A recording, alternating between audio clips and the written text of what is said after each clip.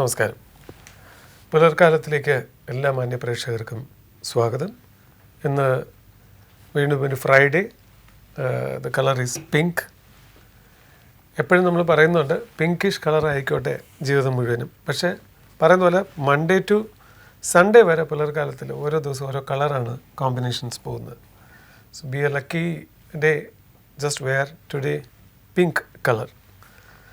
അത് പറയാൻ കാരണം നമ്മൾ ജീവിതത്തിൽ നമുക്ക് ഒരുപാട് ആഗ്രഹങ്ങളുണ്ട്. മനുഷ്യൻ എന്ന് പറയുമ്പോൾ ഒരുപാട് ആഗ്രഹങ്ങളുണ്ട്. അത് വേണം, ഇത് വേണം. നമ്മൾ ആഗ്രഹിക്കുന്നതോടൊപ്പം തന്നെ നമ്മൾ ഇത് ശരിയാവോ, ഇത് തെറ്റാണോ, നമുക്ക് അതിൻ്റേതായ സംശയങ്ങളും ഉണ്ടാവും. അപ്പം നമ്മളതിൻ്റെ ഒരു തെറ്റായ ഒരു വശത്തേക്ക് പോവാതെ ഇനി അഥവാ അതിൻ്റെ അകത്തൊരു പ്രശ്നമുണ്ടെങ്കിൽ അതിനെ എങ്ങനെ കറക്റ്റ് ചെയ്യാം എന്ന് നോക്കുന്നതാണ് ബുദ്ധിപരമായിട്ടുള്ളൊരു സമീപനം എന്ന് എനിക്ക് തോന്നുന്നു.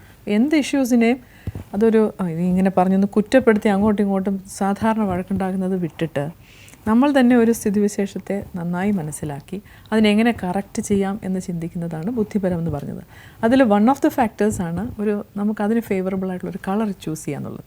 അതിന് വേണ്ടിയിട്ടാണ് നമ്മളൊരു ദിവസത്തിൻ്റെ ലക്കി കളർ, ഫേവറബിൾ കളർ എന്നൊക്കെ നമ്മൾ പറയുന്നത്.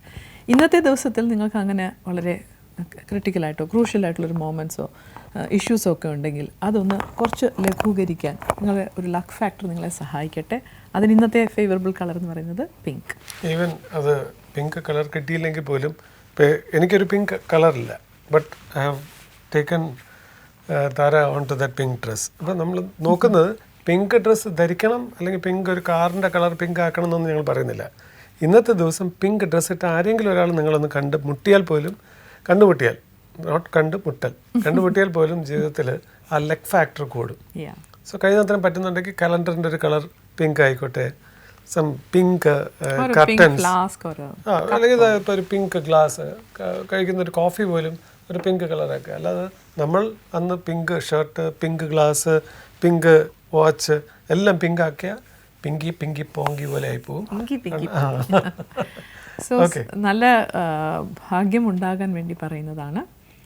U can use it. Stay tuned with പുലർക്കാലം.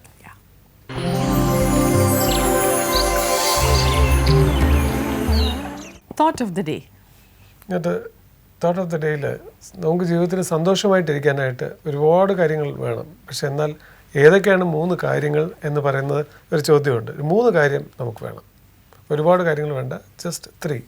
I think that what are the 3 factors which will make you happy. ഒരു വളരെ ജനറൽ ആയിട്ട് ഒരു സ്റ്റേറ്റ്മെന്റ് പറയുമ്പോൾ ഒരു വ്യക്തി സന്തോഷമായിട്ടിരിക്കാൻ 3 കാര്യങ്ങൾ മതിയാവും എന്നാണ് പറയുന്നത്. അതെന്തൊക്കെയാണെന്ന് വെച്ചാൽ സ്നേഹിക്കാൻ ഒരാൾ,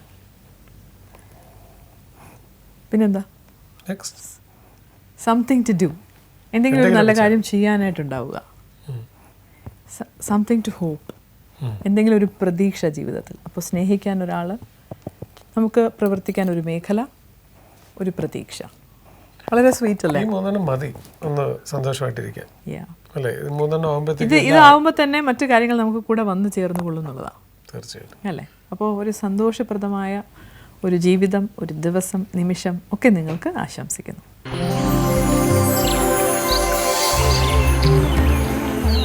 ഇന്നത്തെ നമ്മുടെ അതിഥി കവി, ഗാനരചയിതാവ്, വാഗ്മി എന്നീ നിലകളിൽ തൻ്റെ വ്യക്തിമുദ്ര പതിപ്പിച്ചിട്ടുള്ള ശ്രീ രാജീവ് ആലുങ്കൽ. സ്നേഹപൂർവ്വം സ്വാഗതം ചെയ്യുന്നു. പുലർക്കാലത്തിലേക്ക് സ്വാഗതം. എവിടെ തുടങ്ങുന്നതാണ്? കവിതയിലാണോ, അതോ സിനിമാ ഗാനരചയിതാവ് എന്ന നിലയ്ക്കാണോ, അതോ നല്ലൊരു ഒറേറ്റർ അങ്ങനെയാണോ? ഏതായിരിക്കും രാജീവ് തിരിച്ചറിഞ്ഞത്? രാജീവിൻ്റെ കഴിവുകൾ ഒരുപാട് മേഖലകളിലുണ്ട്. എനിക്കിത് സാധിക്കും എന്ന് തിരിച്ചറിഞ്ഞത് എവിടെയായിരിക്കും? എന്നെ അത്ഭുതപ്പെടുത്തിയത് പാട്ടെഴുതിനേക്കാൾ കൂടുതൽ ഞാനൊരു പ്രസംഗകനാണെന്ന് തിരിച്ചറിവാണ്.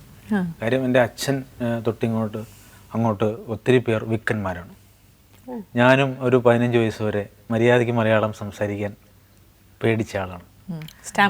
അപ്പോൾ ക്ലാസ് മുറിയിലൊക്കെ ഞാൻ ഒതുങ്ങിക്കൂടിയത് ഈ വിക്ക് കാരണമാണ്. പിന്നീട് രാജൻ വിദേവ് അദ്ദേഹത്തിൻ്റെ നാടകത്തിൽ പാട്ടെഴുതിച്ചതിന് ശേഷം എന്തെങ്കിലും സംസാരിക്കണമെന്ന് പറഞ്ഞു അച്ഛൻ മുമ്പിലിരിക്കുകയാണ്. അപ്പോൾ അച്ഛൻ്റെ മുമ്പിൽ അത്ഭുതപ്പെടുത്തിക്കൊണ്ട് ഞാൻ മലയാളത്തിൽ ഒരു അരമണിക്കൂർ സംസാരിച്ചു. ഒരുപക്ഷെ അച്ഛൻ എൻ്റെ പാട്ടെഴുതിനേക്കാൾ കൂടുതൽ അത്ഭുതപ്പെട്ടത് പാരമ്പര്യമായി കിട്ടിയ ഈ വിക്ക്. ഒരുപക്ഷെ ബഹുമാനപ്പെട്ട EMS പോലും അതില്ലായിരുന്നെങ്കിൽ എത്ര ഭംഗിയായിരുന്നു എന്ന് നമ്മൾ ചിന്തിച്ചിട്ടുണ്ട്. അപ്പോൾ ഇത് മാറിയത് ഒരുപക്ഷെ എൻ്റെ വ്യക്തിപരമായ ഒരു കഴിവല്ല, അവിടെയാണ് ഒരു ദൈവാധീനം എനിക്ക് വ്യക്തമായി ബോധ്യപ്പെട്ടത്. ആ സ്റ്റേജിൽ വെച്ചാണ് മാറിയത്.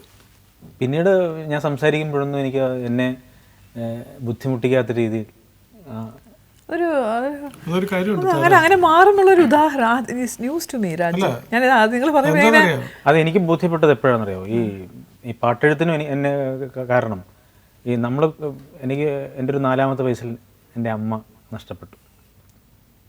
പിന്നീട് അച്ഛനും ഞാനും അനിയനും, പിന്നെ അനിയനൊരു 15-ാമത്തെ വയസ്സിൽ നഷ്ടപ്പെട്ടു. അപ്പോൾ ഇതിനിടയ്ക്ക് എൻ്റെ സങ്കടങ്ങൾ, എൻ്റെ പ്രണയം, എൻ്റെ പ്രതീക്ഷകൾ, എൻ്റെ വേവലാതികൾ ഇതൊന്നും ആരും കേൾക്കാനില്ലായിരുന്നു എന്നൊരു തോന്നൽ, വിചാരം, സങ്കടം എന്നെ ഈ നിമിഷം വരെ കൊണ്ടാടുന്നുണ്ട്. അതിനിടയ്ക്കാണ് ഞാനൊരു മുറിക്കത്ത് എഴുതുന്ന 12 വരിയിലെ പ്രണയം നിങ്ങൾ കേൾക്കാൻ പോകുന്നത് എന്നൊരു തോന്നലുണ്ടല്ലോ. ഈ തോന്നൽ എന്നെ വല്ലാതെ ഉത്സാഹഭരിതനാക്കാറുണ്ട്, ആവേശഭരിതനാക്കാറുണ്ട്. നിങ്ങൾ എൻ്റെ സങ്കടം കേട്ടില്ല, എൻ്റെ പ്രണയം കേട്ടില്ല, എൻ്റെ വേവലാതികളെക്കുറിച്ച് ശ്രദ്ധിച്ചില്ല. പക്ഷെ ഞാൻ എഴുതാൻ പോകുന്ന ഏതോ കഥാപാത്രത്തിൻ്റെ സങ്കടം, ഏതോ കഥാപാത്രത്തിൻ്റെ വേവലാതികൾ എത്ര തലമുറ കഴിഞ്ഞും കേൾക്കാൻ സാധ്യതയുള്ളൊരു മേഖലയിൽ, ആ മേഖലയിലേക്ക് വേണ്ടി ഞാനൊരു മുറിക്കകത്ത് എത്തിയിരിക്കുന്നു എന്നൊരു തോന്നലാണ് എന്നെ ഈ പാട്ടെഴുത്തിൽ എത്തിക്കുന്നത്. അത് എത്രാമത്തെ വയസ്സിലായിരുന്നത്? ഞാൻ 19-ാമത്തെ വയസ്സിൽ പ്രൊഫഷണൽ ഗാനരചയിതാവായി. അത് 1993. ആദ്യത്തെ കവിതാ രചന അത് 14-ാമത്തെ വയസ്സിൽ മന്നം ട്രോഫി എന്ന് പറയുന്ന NSS സ്കൂളുകൾക്ക് മാത്രമായിട്ടുള്ള സംസ്ഥാന യൂത്ത് ഫെസ്റ്റിവൽ. ആദ്യമായിട്ട് കവിത എഴുതുന്നേ? അതിനു മുമ്പൊക്കെ കവിത എഴുതുമായിരുന്നു. നമ്മൾ ഈ ഏകാന്തതയിൽ വല്ലാതെ സങ്കടപ്പെടുമ്പോൾ അറിയാതെ എന്തൊക്കെയോ കുത്തിക്കുറിക്കുന്നത് കവിതയാണെന്ന് പറയാമെങ്കിൽ അത് കവിതയാണ്. ഒരു പൂച്ച ചത്ത് കിടക്കുമ്പോൾ നമുക്ക് ഒരു കവിത എഴുതാൻ തോന്നും. പൂച്ചയെ കെട്ടിപ്പിടിച്ചുറങ്ങിയിട്ട് പിറ്റേ ദിവസം രാവിലെ പൂച്ചയുടെ മേത്ത് നമ്മൾ കിടന്നുറങ്ങൂല്ലേ, എന്നിട്ട് പൂച്ച ചത്ത് കിടക്കും. അപ്പോൾ നമ്മൾ ഏറ്റവും ഇഷ്ടപ്പെട്ടയാൾ ഉറക്കത്തിൻ്റെ ഏതോ നിമിഷത്തിൽ നമ്മൾ സ്വയം മറന്ന് അതിനെ കൊല്ലുവാണ്. അപ്പോൾ ആ സമയത്ത് നമ്മൾ ഒരു ഇത് എഴുതിയിട്ട് ഉടനെ മംഗളത്തിലേക്ക് അയച്ചു കൊടുക്കുന്നു, അടുത്ത ആഴ്ച വരുമെന്ന് നമ്മൾ വിചാരിച്ചിരിക്കുക എവിടെ വരെ. അപ്പോൾ ഇങ്ങനെയൊക്കെയാണ്. അപ്പോൾ നമ്മുടെ വിഷമങ്ങളൊക്കെ ഒരു കവിതയിൽ തീർക്കാൻ പറ്റും എന്നൊരു ഇംഗ്ലീഷിലൊരു സേയിങ് ഉണ്ട്, words fail me when my heart is full എന്ന് പറയും. എനിക്കൊക്കെ അത് വളരെ അന്വർത്ഥമാണ്. എൻ്റെ ഹൃദയം ഇങ്ങനെ ഇമോഷൻസ് കൊണ്ട് നിറയുമ്പോൾ എനിക്ക് സംസാരിക്കാൻ പോലും പറ്റില്ല. നിങ്ങളൊക്കെ ഒരുപാട് ദൈവാധീനമുള്ള ഒരാളാണ്. നിങ്ങളുടെ ഫീലിങ്സ് നിങ്ങൾക്ക് എഴുതാൻ സാധിക്കുന്നുണ്ടല്ലോ, എക്സ്പ്രസ് ചെയ്യാൻ സാധിക്കുന്നതിന് ഏറ്റവും വലിയ പവർഫുൾ മീഡിയമാണ് പോയട്രി എന്ന് എനിക്ക് തോന്നുന്നു. എനിക്ക് തോന്നിയിരിക്കുന്നത് എന്നേക്കാൾ വേറൊരാളുടെ സങ്കടം പറയുമ്പോൾ നമുക്ക് മനസ്സിലാവുന്നു. ഒരു മുറിക്കകത്തേക്ക് ചെല്ലുമ്പോൾ എൻ്റെ സങ്കടം അല്ലല്ലോ, അത് ഏതോ ഒരു കഥാപാത്രത്തിൻ്റെ സങ്കടമാണ്. ആ സങ്കടം കുറച്ച് സമയത്തിന് എനിക്ക് കിട്ടുന്നു.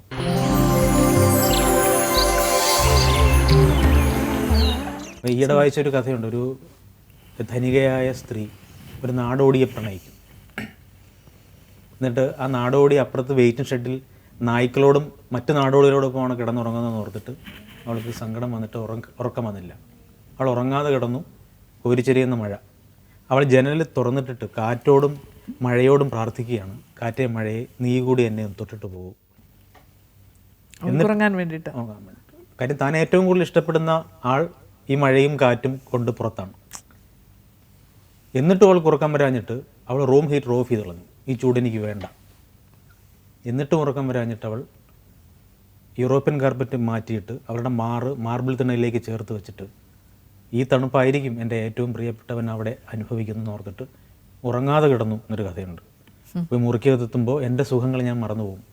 പാട്ടെഴുത്തുകാരൻ്റെ പ്രശസ്തിയോ അപ്പോൾ കിട്ടിയ പണമോ ഒരുപക്ഷെ സ്വപ്നങ്ങൾക്കപ്പുറത്തെ ഒരു സാധ്യതയിലാണ് ഞാനെന്ന വല്ലാത്ത ഒരവസ്ഥയോ ഒന്നും ഞാൻ ആ സമയത്ത് അനുഭവിക്കില്ല. ആ സമയത്ത് ഞാൻ ആ കഥാപാത്രമാവുകയാണ്.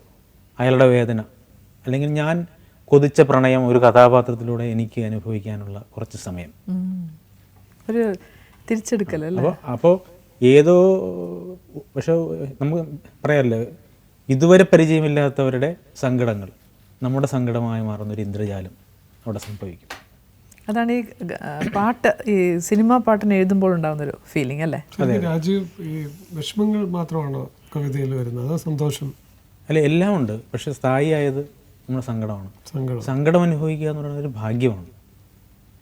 നമ്മൾ അനുഭവിച്ചുകൊണ്ടിരിക്കുമ്പോൾ ഒരാളോട് പറയുന്നത് അറിയണമെങ്കിൽ തീർച്ചയായിട്ടും ഇല്ലായ്മ, സങ്കടം ഇതൊക്കെ അനുഭവിക്കുക എന്ന് പറയുന്നത്, ഈ അനുഭവിച്ചു കൊണ്ടിരിക്കുന്നതിനടുത്ത് എന്ന് പറയുന്നത് ഇതൊക്കെ ഭാഗ്യമാണെന്ന് പറഞ്ഞ ആൾ ചിലപ്പം നല്ല തല്ല് വെച്ച് തരും. പക്ഷേ പിന്നീട് നമ്മളെ കരിപ്പിടിക്കുന്നതാണ്. ഞാൻ എൻ്റെ 19-ാമത്തെ വയസ്സിലാണ് ഞാൻ പറഞ്ഞ പാട്ട് എഴുതുന്നത്. ഒരു 20-22 വയസ്സായപ്പോൾ ഞാൻ സ്വപ്നം കണ്ടു തുടങ്ങി. കാര്യം സ്വപ്നം ഇപ്പോൾ എൻ്റെ ഒരു ഇപ്പോഴും ഒരു അതിമോഹമാണെന്ന് ഞാൻ വിചാരിക്കുന്നത്. ഞാൻ വയലാറിൻ്റെ നാട്ടിൽ ജനിച്ച് ജീവിക്കാൻ കഴിഞ്ഞ ഒരാളാണ്. വയലാർ കടക്കരപ്പള്ളി എന്ന വയലാറിൻ്റെ അയൽഗ്രാമം. മണ്ണിൻ്റെ ഒരു നന്മയുണ്ടല്ലേ. അപ്പോൾ വയലാറിൻ്റെ നാട്ടിൽ ജീവിക്കുന്ന ഒരാളുടെ അതിമോഹം ആയിരുന്നു എൻ്റെത്. എന്ന് പറഞ്ഞാൽ ഞാനെവിടെയൊക്കെ നിൽക്കുമ്പോൾ എൻ്റെ പാട്ട് കേൾക്കണം. അപ്പം മനസ്സെന്നോട് പലപ്പോഴും കളിയാക്കി, നീ എന്താണ് ഇങ്ങനെ വിചാരിക്കുന്നത്, നിനക്കിതിന് അർഹതയുണ്ടോ എന്നൊക്കെ. അപ്പോൾ എഴുതിയ ഒരു കവിതയുണ്ട്, കാലം എന്തോ കരുതി വെച്ചിട്ടുണ്ട്, കാത്തിരിക്കുവാൻ ചൊല്ലുന്നു മനസ്സും, കണ്ണുനീരിനും മധുരമുണ്ടായിടും, കാറ്റു ചൊല്ലുന്നു. പ്രതീക്ഷ ഉണ്ടായിരുന്നു അല്ലേ?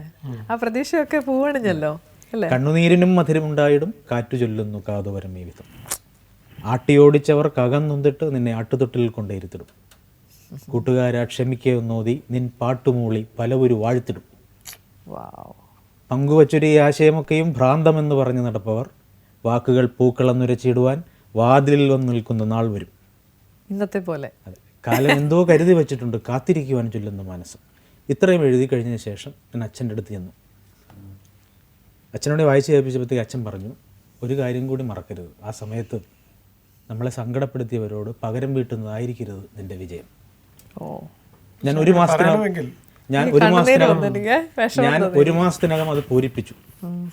കാലം എന്തോ കരുതി വെച്ചിട്ടുണ്ട്, കാത്തിരിക്കുവാൻ ചൊല്ലുന്നു മനസ്സും, കാത്തിരിക്കുമ്പോൾ ഓർത്തിരുന്നിടുവാൻ ഇത്രയും കൂടി ചൊല്ലുന്നു മനസ്സും, നൊമ്പരങ്ങളെ നൽകിയോർക്കൊക്കെയും നന്മയുള്ള ഹൃദയം കൊടുക്കുക, അല്ലലെന്നും അലങ്കാരമല്ലയോ, നല്ല വിജയത്തിനാധാരമല്ലയോ, നല്ല വിജയത്തിനാധാരമല്ലയോ.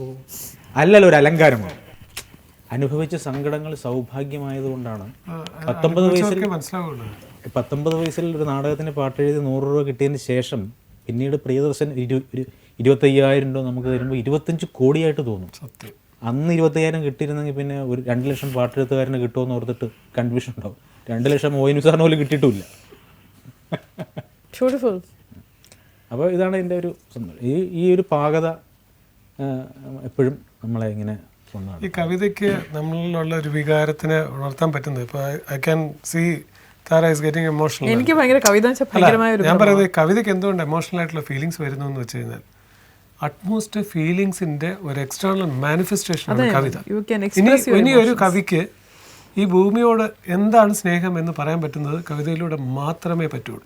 വേറെ ഒരു സീനാറ സ്ക്രിപ്റ്റ് എഴുതിക്കൊണ്ടോ ഡാൻസ് കളിച്ചോ. ശരിയാ.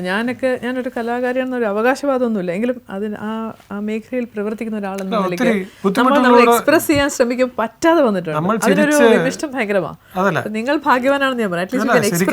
നിങ്ങൾ പറഞ്ഞില്ലേ, ഒരു മുറിക്കകത്ത് കയറി ഇരുന്നുള്ള കഥ അടച്ചിരിക്കുന്ന ഒരു ഫീലിംഗ് കവി ഉണ്ടാകുമ്പോൾ അതുപോലെ എത്ര ജനകോടികൾക്ക് എല്ലാവർക്കും ഉണ്ട്. പക്ഷേ ഇത് പൂരിപ്പിക്കേണ്ട ഒരു സംഭവം, ഇത് നമ്മുടെ ഒരു കഴിവല്ലെന്ന് കൂടെ തോന്നും പിന്നീട്, അല്ലെങ്കിൽ ഒരു അഹംഭാവം ഉണ്ടാവും. പലർക്കും സംഭവിക്കുന്നതാണ്. ഇതൊക്കെ ഞാൻ ചെയ്തതാണല്ലോ. ഒരു മുറിക്കകത്തേക്ക് കയറുമ്പോൾ ഒന്നും അറിയാൻ പാടില്ലാത്തവൻ പുറത്തേക്ക് ഇറങ്ങിയപ്പോൾ ഇതൊരു കാരുണ്യം കൊണ്ടുണ്ടായതാണെന്നുള്ളൊരു വിനീത വിധേയത്വം അച്ഛനാ പറഞ്ഞത്. അച്ഛൻ പറഞ്ഞൊരു വാക്കാണത്. ഒരുത്തൻ്റെ ഇച്ഛാശക്തിക്ക് മുമ്പിൽ കൃപയുടെ ഒരു ചുംബനം ഉണ്ടാവണം. പേനയും പേപ്പറും മാത്രമാണ് നിൻ്റെത്, പാട്ട് നിൻ്റെതല്ല. അച്ഛൻ എന്തൊരു ദീർഘവീക്ഷണമുള്ളൊരു മനുഷ്യൻ. അച്ഛനിപ്പോൾ 75 വയസ്സായി. അപ്പോൾ പേനയും പേപ്പറും മാത്രമാണ് എൻ്റെത്, അത് ഞാനാണ് മേടിച്ചത്, ഒരു ദൈവം തന്നില്ലെന്ന് വേണമെങ്കിൽ തർക്കിക്കാം. പക്ഷേ ഒരു ചുംബനം ഉണ്ടായിട്ടുണ്ട് ആ മുറിക്കകത്ത് വെച്ച്. ചുംബനമില്ലായിരുന്നെങ്കിൽ എന്നെ പല സംവിധായകർ പറഞ്ഞു വിട്ടേനെ. 6-7 കോടി മുടക്കി ഒരു സിനിമ എടുക്കുമ്പോൾ മഹാകവികൾ ജീവിച്ചിരിക്കുന്ന നാട്ടിൽ കടക്കരപ്പള്ളി എന്ന കുഗ്രാമത്തിൽ നിന്ന് ഒരാളെ ആർക്കും ആവശ്യമില്ല. ഇപ്പോഴും ആവശ്യമില്ല, അന്നും ആവശ്യമില്ല. അപ്പോൾ 103ഓളം സിനിമകൾ റിലീസാകപ്പെട്ട സിനിമകളിൽ 103 ചിത്രങ്ങളുടെ എന്നെ തിരഞ്ഞെടുക്കുന്നു. അതിൽ ഒരുപാട് വിജയങ്ങൾ ഉണ്ടായിട്ടുണ്ട്. മല്ലു സിംഗും റോമൻസും ഒക്കെ പോലുള്ള വിജയങ്ങൾ. 100 ദിവസം ഓടിയ പടങ്ങളുണ്ട്. വെട്ടത്തിലെ പാട്ടൊക്കെ വളരെ ഫേമസ് അല്ലേ? 2 വരി മൂളി തരുമോ? ഞങ്ങൾക്ക് പാടാൻ അറിയില്ല. ഞാൻ പിന്നെ എൻ്റെ ഏറ്റവും ഇഷ്ടപ്പെട്ട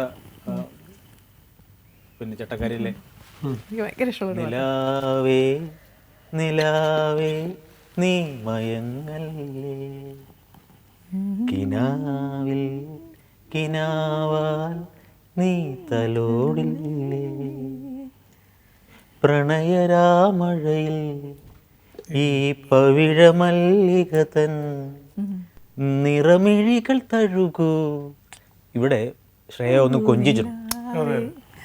ഈ കൊഞ്ചാൻ ഒരുപക്ഷെ എം ജയചന്ദ്രൻ പറഞ്ഞു കാണില്ല. ഇവിടെ കൊഞ്ചിയതിൻ്റെ പേരാണ് കല. സത്യം. പാചകത്തിന് ഉപ്പിടുന്നത് പോലെയാണ്. അതെ അതെ അതെ. ഉപ്പിടാൻ അമ്മയ്ക്ക് പഠിപ്പിക്കാനാവില്ല. അതെ. അപ്പോൾ വെട്ടിത്തിളയ്ക്കുന്ന സാമ്പാറിൽ ഉപ്പിടാൻ നേരത്താണ് MA പാസ്സായ പെൺകുട്ടി കുളിക്കാൻ പോകുന്നത്. കാര്യം അമ്മയ്ക്കാണ് ഉപ്പിടലിൻ്റെ അമ്മ ഈ ഇതിങ്ങനെ നോക്കിയിട്ട് ധ്യാനിച്ചുകൊണ്ട് ഉപ്പിടുമ്പോഴാണ് പാചകം കലയാവുന്നത്. ഞാൻ എപ്പോഴും പറയുന്നൊരു വാചകം അത്. ഒരു നർത്തകി ഇങ്ങനെ ആടി തിമിർക്കുന്നതിനിടയ്ക്ക് ഗുരു പറഞ്ഞു കൊടുക്കാത്തൊരു ലാസ്യത സംഭവിക്കുന്നുണ്ട്.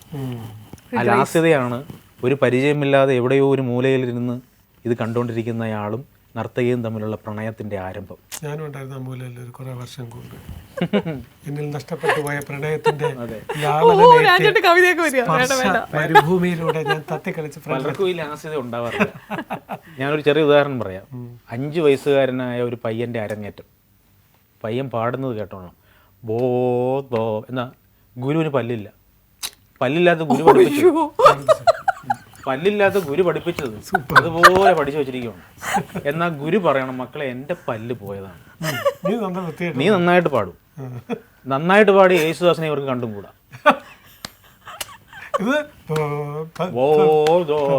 ഇത് കേട്ടോണ്ടിരിക്കുന്നവരെങ്കിലും ഒന്ന് മനസ്സിലാക്കുക. കൊച്ചി ഇങ്ങനെയല്ല വാതാപി അല്ലേ, ഗണപതി.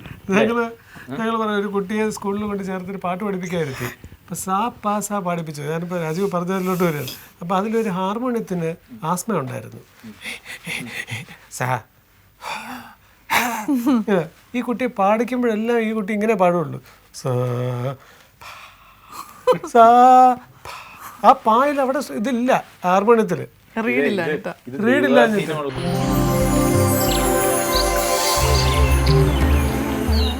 കല എന്ന് പറയുന്നത് നമുക്ക് പഠിക്കണം, കാര്യം അടിസ്ഥാനപരമായ കാര്യങ്ങളൊക്കെ പഠിക്കണം. പക്ഷെ പ്രതിഭകളിൽ പലരും പഠിച്ചിട്ടില്ല കേട്ടോ. ഡോക്ടറേറ്റ് കിട്ടിയവർക്കൊക്കെ കണ്ടുപിടുത്തത്തിന് ശേഷമാണ് കിട്ടിയത്. കഥയുമില്ല. എൻ്റെ നാട്ടില്, ഞാൻ വരുന്നത് വയലാറിൻ്റെ നാട്ടിൽ നിന്നാണ്. 8ാം ക്ലാസ് പൂർത്തിയാക്കാത്ത ഒരു കവിയുടെ പേരാണ് വയലാർ. 8ാം ക്ലാസ് പൂർത്തിയാക്കാത്തവൻ്റെ കവിത പഠിച്ചിട്ടാണ് കേരളത്തിൽ നമ്മൾ 8ഉം 9ഉം പാസ്സായി, പിന്നീട് BAയും MAയും പാസ്സായി. 8 തിരിയാതെ നടക്കുകയും ചെയ്യും.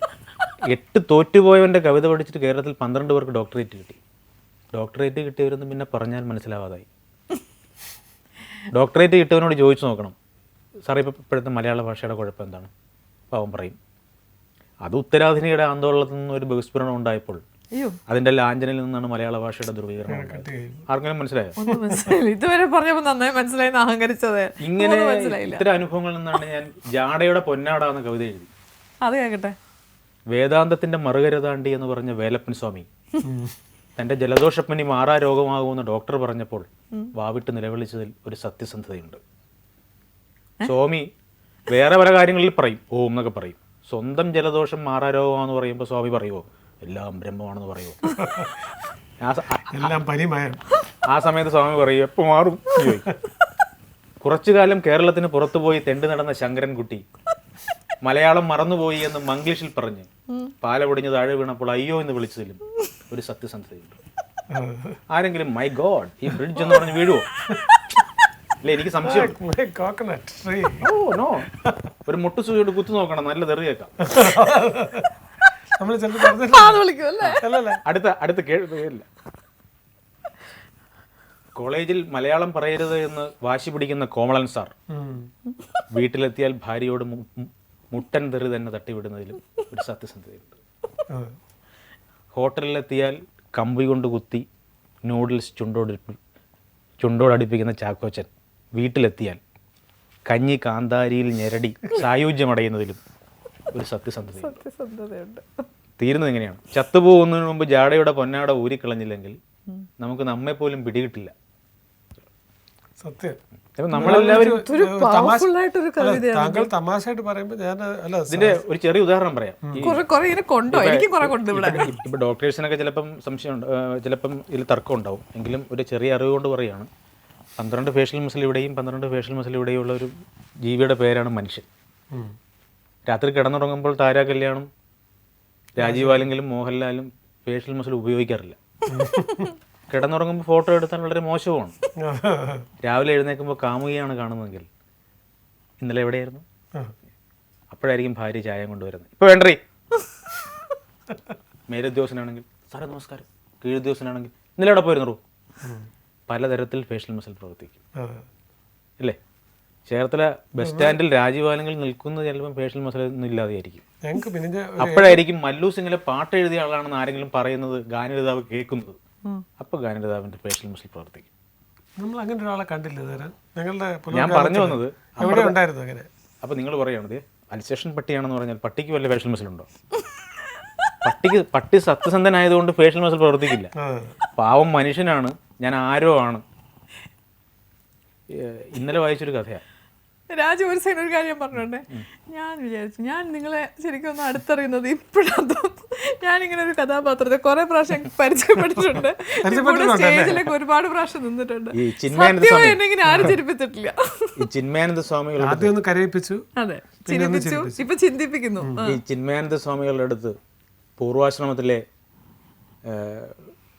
ചിന്മയാനന്ദ സ്വാമികൾ പൂർവാശ്രമത്തിലെ ഒരു കുട്ടിയായിരുന്നല്ലോ. അപ്പോൾ രമണ മഹർഷിയെ കാണാൻ പോയി.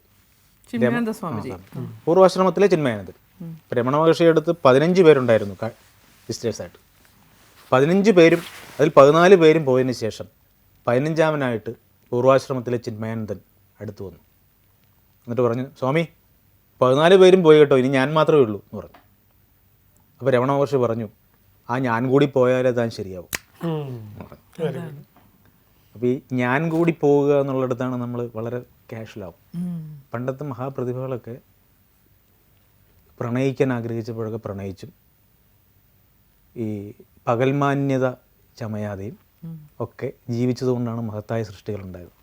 ഒരു വലിയ ഫിലോസഫർ ഇപ്പോൾ അടുത്തകാലത്ത് പ്രസംഗിച്ചു, അഹം ബ്രഹ്മാസ്മി എന്ന് പറഞ്ഞാൽ എന്താണെന്ന്. അപ്പം പുള്ളി തന്നെ പറഞ്ഞു, ഷബ്നാസ്മി പോലെ ഒരു പ്രത്യേകതരം ഇതാണ് അഹം ബ്രഹ്മാസ്മി. ഹിന്ദിയിൽ നിന്നാണ് അത് ആദ്യം വന്നത്. അപ്പോൾ ഈ പറയുന്നവരും കേട്ടുകൊണ്ടിരിക്കും, അവരും വിചാരിക്കും ഷബ്നാസ്മി എന്ന് പറഞ്ഞാൽ ഇവരെന്തെങ്കിലും ഷബ്നാസ്മിയെ കാണുമ്പോഴാണ് അറിയുന്നത് ഈ മഹത് വചനങ്ങളൊക്കെ തെറ്റായിരുന്നു എന്നുള്ളത്. ആൾക്കാർ ഇൻ്റർപ്രറ്റ് ചെയ്യുന്ന രീതി മാറി തുടങ്ങി. കാരണം നമ്മൾ അമ്മയോട് ഒരുപാട് സംശയം ചോദിച്ചവർ. അപ്പോൾ അമ്മയോട് ചോദിക്കും, അമ്മ എന്തോ അമ്മ പശു പറന്നു പോകാതെ 5 വയസ്സിൽ. അയ്യോ ഇപ്പം ചോദിക്കുമല്ലോ കേട്ടോ, ഇപ്പം MA BA ഒക്കെ അല്ലേ, ഇപ്പം നമ്മളങ്ങനെയൊന്നും ചോദിക്കാറില്ലല്ലോ. അമ്മയുടെ പൊട്ട ചോദ്യങ്ങളാണ്. അമ്മയെ പശു എന്താ അമ്മയെ പറന്നു പോകാതെ നീ ചോദിക്കും. അപ്പം അമ്മ പറയും, മക്കളെ പശു പറന്നു പോകില്ല കേട്ടോ, പശുവിന് ചിറകില്ല മക്കളെ, ഉമ്മ ഒരു നിമിഷം പോലും. അപ്പോൾ കുതിരയോ? ഉടനെ കുതിര പറന്നു പോകില്ല കേട്ടോ. അപ്പോൾ കഴുതയോ? 3-4 ചോദിക്കുമ്പോൾ അമ്മ പറയും, രാവിലെ അച്ഛനെ പോലെ തുടങ്ങിയല്ലോ ഒന്നും മിണ്ടായിരിക്കും. ചില അമ്മമാർ പറയും, ഞാൻ 5 വയസ്സിന് മുമ്പാണ് അമ്മയെ കണ്ടത്. അന്ന് ഞാൻ അമ്മയോട് ചോദിച്ചിട്ടുണ്ട്, അമ്മ രാത്രിയിലെ വെയിലെന്താണ്, രാത്രിയിൽ ഈ വെയിലില്ലാത്തത് എന്താണ് എന്ന് ചോദിച്ചിട്ടുണ്ട്. അമ്മ എന്നെ കെട്ടിപ്പിടിച്ചുകൊണ്ട് പറഞ്ഞത് ചെറിയൊരു, പിന്നീട് ഞാനത് എൻ്റെ അമ്മാവനോടൊക്കെ ചോദിച്ച് വ്യക്തത വരുത്തിയിട്ടുണ്ട്. അമ്മ എന്നെ കെട്ടിപ്പിടിച്ച് പറഞ്ഞത്, മക്കളെ രാത്രിയിലെ വെയിലാണ് ഈ നിലാവ്. ഒരുപക്ഷെ വയലാർ പോലും അങ്ങനെ പറയുമെന്ന് ഞാൻ വിശ്വസിക്കുന്നില്ല. അവർക്ക് ആ ചൂട് അനുഭവിച്ചിട്ടുണ്ട്. രാത്രിയിലെ വെയിലാണ് നിലാവെന്ന് പറഞ്ഞ ഒരമ്മയുടെ കുഞ്ഞാണ് 2 പതിറ്റാണ്ട് പാട്ടെഴുതി ജീവിച്ചത്.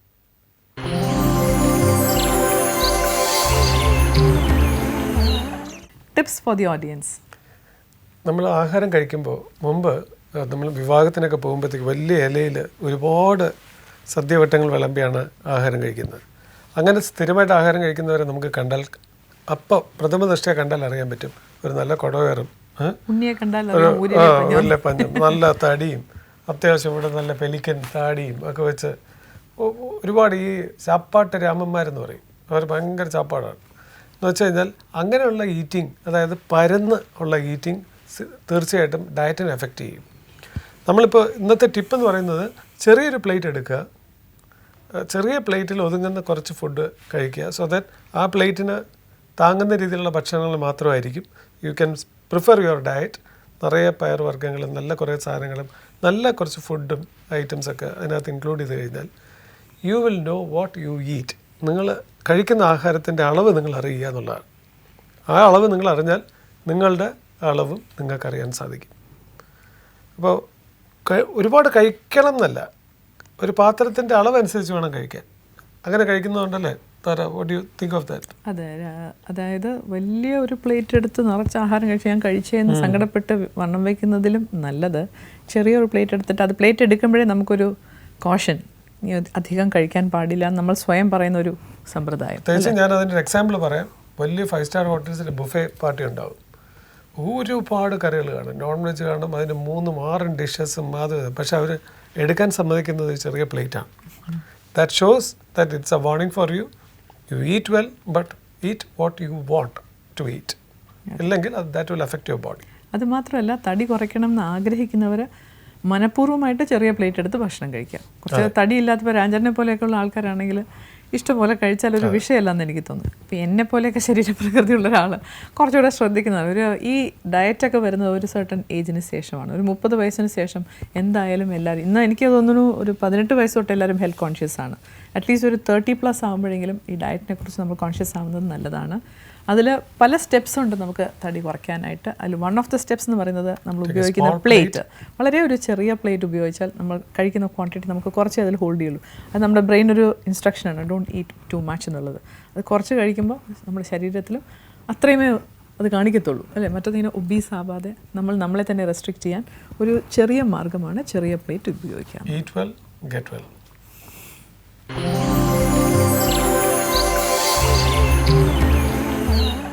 ഇങ്ങനെയൊക്കെ സംശയം ചോദിച്ച് ഞാൻ 1ാം ക്ലാസ്സിലെത്തിയപ്പോൾ സാറ് പറഞ്ഞു മിണ്ടരുത്. ഞാൻ ഏറ്റവും കൂടുതൽ കേട്ട ശബ്ദം സൈലൻറ്റ്, മിണ്ടരുത്. നിങ്ങളും കേട്ടോ അങ്ങനെ ആയിരിക്കും. മിണ്ടരുത് എന്ന് കേട്ട് നമ്മൾ പല കാര്യങ്ങളിലും മിണ്ടാത്തവരായിപ്പോയി. ഗാന്ധിജി എന്തുകൊണ്ടാണ് പാൻ്റ് ഇടാത്തതെന്ന് ഇന്ത്യയിൽ ഒരുത്തനും സാറിനോട് ചോദിച്ചിട്ടില്ല അല്ലേ. പാൻ്റ് ഇട്ടുകൊണ്ട് ദക്ഷിണാഫ്രിക്കയിൽ നിന്ന് വന്ന MK ഗാന്ധി ഈ വേഷത്തിൽ എന്തുകൊണ്ട് നടന്നാണെന്ന് പശു എന്താണ് പറന്നു പോകാത്തതെന്ന് ചോദിച്ചവൻ്റെ ന്യായമായ സംശയം ഉണ്ടാവണ്ടല്ലേ. ഞാൻ സാറിനോട് ചോദിച്ചു, അന്നാണ് ആദ്യമായിട്ട് അച്ഛനെ വിളിച്ചിട്ട് വന്നു. അത്ര വലിയ ഇഷ്യൂ ആയോ? ആദ്യം പറഞ്ഞു അന്ന് പാൻ്റൊന്നും ഇല്ല, ഇവിടെ ഇരിടാവേ എന്ന് പറഞ്ഞു. പിന്നെ ഞാൻ പറഞ്ഞു അപ്പോൾ നെഹ്റുവും പട്ടേലൊക്കെ പുറകിൽ പാൻറ്റിട്ടുകൊണ്ട് നിൽക്കണമെന്ന് അച്ഛൻ പറയുന്നു പറഞ്ഞു. അത് ശരി, പോയി അച്ഛനെ വിളിച്ചോണ്ട് വരാൻ പറഞ്ഞു. അപ്പോൾ ക്ലാസ് മുറിയിൽ നിന്റെ അച്ഛനായിട്ട് ഇങ്ങനെ ആയിപ്പോയത് കൊണ്ടാണല്ലോ ഞാൻ ഈ മൂലയിൽ നിൽക്കുന്ന സങ്കടത്തോടെ അച്ഛൻ ഇങ്ങനെ നിൽക്കുവാണ്. അപ്പോൾ എന്നെ ഹെഡ് മാസ്റ്റർ ഒരു സ്നേഹത്തോടെ എന്നെ അടുത്ത് വിളിച്ചൊരു ഉമ്മ തന്നു. എന്നിട്ട് പറഞ്ഞു, മക്കളെ, പുറയിൽ നടക്കുന്നവന് ഒരു കോണകം പോലും ഇല്ലാത്തവൻ്റെ നേതാവിന് ഇങ്ങനെ നടക്കാനൊക്കും. അപ്പോൾ അങ്ങനെ ഒരു എന്താ പറയുന്നത്, സിലബസിന് പുറത്ത് കിടക്കുക എന്നുള്ളതാണ് ഭാഗ്യം. ഞാൻ സിലബസിന് പുറത്ത് കിടന്നൊരു ചോദ്യം ചോദിച്ചതുകൊണ്ടാണ് ഒരു കവിയായത്. അല്ലെങ്കിൽ അമ്മയുടെ അച്ഛൻ്റെയും ക്യൂരിയോസിറ്റിയാണ് നിങ്ങളെ കവിയാക്കിയത്. നമുക്കൊരു നിഷേധിത്വം ഉണ്ടാവും എപ്പോഴും. കാര്യം സിലബസ് ചെറിയൊരു മുറിയും സിലബസിന് പുറത്ത് ലോകത്തേക്കാൾ വലിയ വേറൊരു ലോകമുണ്ട്. സിലബസ് പഠിക്കുന്നവൻ സിലബസ് ആയിട്ട് പോകും. ചെമ്പരത്തിപ്പൂവിൻ്റെ നേർഭാഗം ഞാൻ 6 ദിവസം കൊണ്ടാണ് വരച്ചത്. 6 ദിവസം കൊണ്ടാണ് കാണാപ്പാടം വരയ്ച്ചത്. ചെമ്പരത്തിപ്പൂവിന് നേർഭാഗം വരച്ച് ഒപ്പിക്കണ്ടേ? വരയ്ക്കുന്ന ആളല്ലേ? വരയ്ക്കുന്ന ആളൊക്കെ ഇത് എങ്ങനെയൊന്നും വരച്ച് സാറിനെ കാണിക്കണ്ടേ? ഇന്ത്യയുടെ പടം എത്ര ദിവസം കൊണ്ടാണ് വരച്ചത് നമ്മൾ? ഇന്ത്യയുടെ പടം വരച്ചൊപ്പിച്ചത് എത്ര ദിവസം കൊണ്ടാണ് കാണാപ്പാടം? 5-6-7 ദിവസം വരച്ചിട്ടില്ലേ ഇന്ത്യയുടെ പടം കാണാപ്പാടം വരച്ച് നമ്മൾ പഠിച്ചത്. ചെമ്പരത്തിപ്പൂവിൻ്റെ നേർഭാഗം ഞാൻ 6 ദിവസം കൊണ്ട് വരച്ചു. വയസ്സ് 41 ഇനി 80 വയസ്സ് വരെ ജീവിച്ചാലും ചെമ്പരത്തിപ്പൂവിൻ്റെ നേർഭാഗം കൊണ്ട് ഒരു ഗുണം ഉണ്ടാകാൻ പോകില്ല. അത്രേ ഉള്ളൂ. ഞാനും ഇന്ത്യ വരച്ചപ്പോഴത്തേ ഗുജറാത്ത് വരച്ചില്ല. സാറ് ചോദിച്ചാൽ ഞാൻ സാർ അവിടെ വെള്ളപ്പൊക്കം. ചെമ്പരത്തിപ്പൂവിൻ്റെ നേർഭാഗം കൊണ്ട് പിന്നെ ഒറ്റ ആൾക്ക് ഇന്ത്യയിൽ ഗുണമുള്ളൂ, അത് കുതിരവട്ടം പപ്പു. സിനിമ ഏതാ? അത് ഫാസിലിന് നമുക്കൊരു നന്ദി പറയാം. പയ്യയുടെ എന്തെങ്കിലും മാറ്റം തോന്നുന്നുണ്ടോ? പയ്യയുടെ വില 3.14. ഞങ്ങളുടെ വീടിൻ്റെ അടുത്ത് ഒരു അച്യുതപ്പൈ 40 വർഷക്കാലം ഞങ്ങളുടെ പഞ്ചായത്ത് മെമ്പറായിരുന്നു. അച്യുതപ്പയുടെ വില എനിക്ക് ഇതുവരെ മനസ്സിലായിട്ടില്ല. പിന്നെ ഞാൻ ഈ 3.14 പഠിച്ചിട്ട് എന്തെങ്കിലും കാര്യമാണ്? എന്റെ അയൽക്കാരന്റെ വില മനസ്സിലാക്കാതെ ഈ 3.14 കാണാപ്പടം പഠിച്ചതുകൊണ്ട് ഞാൻ സിലബസിന്റെ അകത്ത് കിടക്കും. സിലബസിന് പുറത്തിറങ്ങിയവൻ തോറ്റുപോകും. എവിടെ? ഈ സിലബസിൽ. പക്ഷെ പരീക്ഷയിൽ തോറ്റുപോകും. ജീവിത പരീക്ഷയിൽ ജയിക്കണമെങ്കിൽ സിലബസിന് പുറത്ത്. പിന്നീട് പലർക്കും ഇവന്റെ ജീവിതം ഒരു സിലബസ് ആവും. എനിക്ക് രാജീവിനോട് ചോദിക്കാമല്ലോ. Rajeev, you are very bright one, and you are so senti, and you are so humorous, apart from that എനിക്ക് മലയാള സിനിമയ്ക്ക് അല്ലെങ്കിൽ മലയാള വ്യാകരണം മലയാള ശാഖയ്ക്ക് താങ്കളുടെ ദേ നീഡ് വെരി ബാഡ്ലി വേണം. നിങ്ങളെക്കുറിച്ച് എന്താ ഒരു കവിത എഴുതുകയാണെങ്കിൽ എന്ത് പറയും ഇപ്പോൾ on the spot? This is only on the spot. അങ്ങനെയൊക്കെ എഴുതാറുണ്ടോ? ഒരു 4 പേര് ആയിട്ടൊക്കെ എഴുതാറുണ്ടോ? സ്പോണ്ടേനിയസ് ആയിട്ട് നിങ്ങളെക്കുറിച്ച് നിങ്ങൾക്കറിയാം. അല്ല, ഞാൻ ചോദിക്കുന്നത് അതൊരു കൺസ്ട്രെയിന്റ് ആണോ ഒരാളുടെ അടുത്ത് പെട്ടെന്ന് നിങ്ങളൊരു കവിത എഴുതുന്നത്? ഒരിക്കലും അല്ല. രാജുവിനെ പോലെ ഒരാൾക്ക് വളരെ എന്നെ കുറിച്ച് ഇങ്ങനെ സേഫ് ആയിട്ട് നിങ്ങളെ കുറിച്ച് എഴുതാൻ അങ്ങനെ ഒരു കവിത എഴുതാൻ വേണ്ടിയുള്ള ഒരു ചിന്ത ഇതുവരെ എൻ്റെ മനസ്സിൽ വന്നിട്ടില്ല. അപ്പം നമ്മളെ കുറിച്ചൊന്നും ഒരു ധാരണ ആയിട്ടില്ല എന്നല്ലേ അതിനർത്ഥം? അഹം ബ്രഹ്മാസ്മിയാണോ? ഞാൻ സൂര്യനാകാൻ കഴിഞ്ഞില്ലെങ്കിൽ ഒരു ദീപമെങ്കിലും ആകുക എന്ന് എനിക്ക് ഒരു ഫോട്ടോഗ്രാഫ് നമുക്കൊരു ദീപമെങ്കിലും ആകാൻ കഴിയണം അങ്ങനെ. അപ്പോൾ എനിക്കിങ്ങനത്തെ കുറേ ഇങ്ങനെ ഇടയ്ക്ക് ഇങ്ങനെ കുറേ ദർശനങ്ങളാണ് എന്നെ മുന്നോട്ട് ഇങ്ങനെ നയിക്കുന്നത്. അതൊക്കെ കൂടിയാണ് ഞാൻ വിചാരിക്കുന്നത്. അതൊരു കവിതയായിട്ടില്ല ഇതുവരെ. കവിതയായിട്ടില്ല. സെൻഗുരുവിൻ്റെ ഒരു കഥ ഞാൻ ഒരിക്കൽ വായിച്ചു. സെൻഗുരു ഒരു ബുദ്ധദേവാലയത്തിൽ ഇങ്ങനെ അന്തി ഉറങ്ങിയിട്ട് രാത്രി 12 മണിയായപ്പോഴത്തേക്ക് കിടുകിട വിറച്ചു പുള്ളി. തീകായനൊന്നുമില്ല. തീകായൻ എന്തെങ്കിലും ഉണ്ടായിരുന്നെങ്കിൽ ഈ തണുപ്പ് മാറ്റാമെന്ന് ഓർത്തിട്ട് അവസാനം ബുദ്ധൻ്റെ പ്രതിമ കത്തിച്ച് സെൻഗുരു തീകാഞ്ഞു. വെളുപ്പിന് 3 മണിക്ക് എഴുന്നേറ്റ് തൊഴാൻ പ്രാർത്ഥിക്കാൻ വേണ്ടി തപ്പി നടന്നപ്പോഴാണ് ഇന്നലെ തണുപ്പ് മാറ്റിയത് ബുദ്ധൻ്റെ വിഗ്രഹമാണ് നടന്നത്. അദ്ദേഹം അതിർത്തിക്കുറ്റിയിൽ നോക്കി ബുദ്ധൻ ശരണം ഗച്ഛാമി എന്ന് പ്രാർത്ഥിച്ചു. ഇന്നലെ തണുപ്പ് മാറ്റിയ ബുദ്ധൻ്റെ പ്രതിമയും ഇന്ന് കണ്ട ആ അതിർത്തിക്കുറ്റിയും ഒന്നാണെന്ന് തിരിച്ചറിഞ്ഞു അദ്ദേഹം. രണ്ടും ആവശ്യപ്പെട്ടാണ്. എന്ന് പറഞ്ഞതുപോലെ ജീവിതം ചിലപ്പോൾ നമ്മളെ എങ്ങനെയൊക്കെ പഠിപ്പിക്കും. നമ്മൾ വ്യവസ്ഥാപിതമായി നമ്മൾ ആഗ്രഹിച്ചതും നമ്മൾ കൊതിച്ചതും ഒന്നുമല്ല എന്ന് മനസ്സിലാക്കുമ്പോൾ നമ്മളെ തന്നെ തിരിച്ചറിയുന്നൊരു സമയമുണ്ട്. രാജീവ് ഒരുപാട് സ്പിരിച്വലായിട്ട് സംസാരിച്ചല്ലോ. ബേസിക്കലി ഒരു കവി എപ്പോഴും വളരെ റൊമാൻറ്റിക് ആണെന്നാണ് ഞാനൊക്കെ മനസ്സിലാക്കിയിട്ടുള്ളത്. ഇല്ല, നമ്മൾ സ്വയം തിരിച്ചറിയുക എന്നുള്ള സംഭവം ഉണ്ടല്ലോ. ഒരു പാടത്ത് നിന്ന് 2 പശുക്കൾ പുല്ല് തിന്നുകൊണ്ടിരിക്കുമ്പോൾ ദൂരെ ഒരു വാഹനം പോയാൽ അപ്പോൾ ആ വാഹനത്തിൽ എഴുതി വെച്ചിരിക്കുന്നു vitamin A, B, C, D കലർന്ന ശുദ്ധമായ പശുവിൻ പാൽ. ഇത് കണ്ട് 2 പശുക്കൾ പറയുകയാണ്, ഇത് വിറ്റാമിൻ കലർന്ന പാല് പോകുന്നു, നിനക്കങ്ങനത്തെ പാലുണ്ടോടി എന്ന് ചോദിച്ചു. ഇവരുടെ അകട്ടിൽ നിന്ന് കറന്നുകൊണ്ട് പോയ പാല് ഏതോ കമ്പനിക്കാർ വിറ്റാമിൻ A എന്നൊക്കെ പേരിടുന്നത് പോലെ നമ്മുടെ സങ്കടമാണ് ഏറ്റവും വലുത്. നമ്മുടെ ഇല്ലായ്മ, സങ്കടം, നമ്മുടെ പോരായ്മകൾ, ഇതൊക്കെയാണ് ഏറ്റവും വലുതെന്ന് തോന്നുമ്പോൾ നമുക്ക് നേരെ നിൽക്കാൻ തോന്നും. അപകർഷതാബോധം ഉണ്ടാവില്ല. ഇതെല്ലാം വരുമ്പോഴാണ് ഈ പ്രശ്നം വരുന്നത്. അതെ. അല്ല, രാജീവ് നാടകക്കാരുമായിട്ട് വർക്ക് ചെയ്തിട്ടുണ്ട്, സിനിമാക്കാരുമായിട്ട് വർക്ക് ചെയ്തിട്ടുണ്ട്. ഭയങ്കര വ്യത്യാസമാണ്. ഒന്നൊരു ഭയങ്കരമായ സമ്പത്തിൻ്റെ പുറത്തും ഒന്ന് ഭയങ്കരമായ ദാരിദ്ര്യത്തിൻ്റെ പുറത്തുമുള്ള ഈ ഒരു വ്യത്യാസത്തെ എങ്ങനെ? ഞാൻ 19ാമത്തെ വയസ്സിൽ നാടകത്തിൽ പാട്ടെഴുതി. രാജൻ പി ദേവ് പിന്നീട് എനിക്ക് ഒരവസരം കൂടി തന്നു. പക്ഷേ സജീവമാവണമെങ്കിൽ കൊല്ലത്ത് പോകണമായിരുന്നു. ഇപ്പം നാടകത്തിൽ പാട്ടെഴുതിയാൽ കൊല്ലത്ത് പോയാൽ സജീവമാകാം. കൊല്ലം അൻസാർ ലോഡ്ജ് നാടകത്തിൻ്റെ ഏറ്റില്ല. പണ്ട് സിനിമയിൽ പാട്ടെഴുതണമെങ്കിൽ ചെന്നൈയിൽ പോകണമെന്ന് പറഞ്ഞ പോലെ. അപ്പോൾ അവിടെ ചെന്നപ്പോഴാണ് നാടകക്കാരുടെ യഥാർത്ഥ മുഖം. പക്ഷേ നമ്മൾ ഉത്സവമുള്ള രാത്രികളിൽ, നിലാവുള്ള രാത്രികളിൽ ഇങ്ങനെ മൈക്കിലൂടെ കേട്ട പേരുകൾ, ആ പേരുകളുടെ യഥാർത്ഥ ജീവിതം. കുമരവൻ രായപ്പൻ, വൈപ്പിൻ സുരേന്ദ്രൻ, ഫ്രാൻസിസ് വലപ്പാട്, ആലപ്പി വിവേകാനന്ദൻ, ഇവരൊക്കെ ഒരുപക്ഷെ പലർക്കും പട്ടിണിയായിരുന്നു. പലരും സങ്കടകരമായ അവരുടെ ജീവിതം. എന്നാൽ യഥാർത്ഥ പ്രതിഭകളുമായിരുന്നു അവരെന്ന് നമുക്ക് തിരിച്ചറിയാം. കാര്യം ഒരു ഹാർമോണിയത്തിൽ എൻ്റെ മുമ്പിലിരുന്നു കൊണ്ട് നമ്മൾക്ക് എഴുതി കിട്ടുന്ന ആ 12 വരിയെ ധ്യാനിക്കുന്ന, പ്രണയിക്കുന്ന ഒരു സത്യസന്ധത. പക്ഷേ അവർക്ക് തിരിച്ചു പോകാനൊരു വണ്ടിക്കൂലി പോക്കറ്റിൽ ഇട്ട് കൊടുക്കാൻ ആരും ഉണ്ടായിരുന്നില്ല പലപ്പോഴും. നാടകമെന്ന് പറയുന്നത് ജീവവായുവായിട്ട് കൊണ്ടു നടന്ന കുറേ നടന്മാർ.